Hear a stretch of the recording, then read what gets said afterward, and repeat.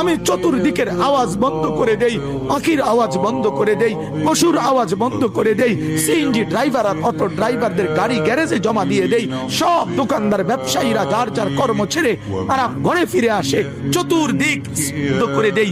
আল্লাহ বলেন তুমি ঘুমাবা বলে, তুমি ঘুমাবা বলে, তুমি ঘুমাবা বলে তোমার জন্য আমি দু চোখে ঘুম পাড়িয়ে দেই। তোমারে আমি মাথা ব্যথা দেই নাই, তোমারে আমি জ্বর দেই নাই, শক্তি দেই নাই।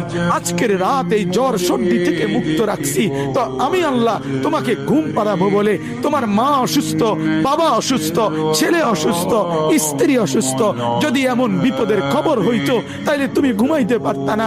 যদি তোমার পায়ে ব্যথা হইতো, আমি 2 মাস বহু রাতকে রাত আরামসে ঘুমাইতে পারি নাই, আমার পা ভাঙে গেছিল, আমি রাতকে রাত অঝরে কাঁদতাম, আল্লাহ তুমি আমার শিফা করে দাও, সুস্থ করে দাও। তাহলে আমার বন্ধু আল্লাহ বলে বান্দা তুমি ঘুমাবার জন্য আমি রাত বানালাম, আওয়াজ স্তব্ধ করলাম, দু চোখে ঘুম পাড়িয়ে দিলাম।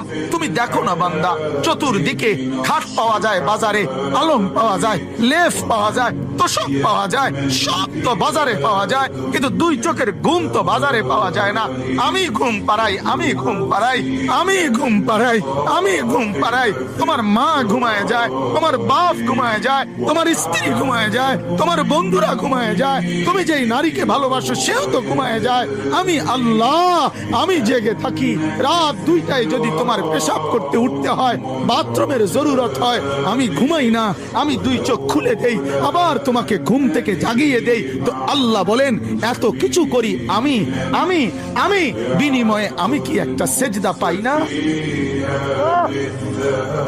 এই নাফরমান সন্তান, এই মুসলমানের ছেলেরা যারা ঢুকছো এখন, বলো তুমি মুসলমানের বাচ্চা কিনা? মুসলমানের বাচ্চা যদি হয়ে থাকো, কেন সেজদা করলে না? কেন 1 প্যাকেট বিরিয়ানি খাইতে আসলা? কেন আসলা বেটা? লজ্জা লাগলো না বেটা? এই বেটারা কেন ঢুকলি বেটা? নির্লজ্জরা ঢুকলি কেন?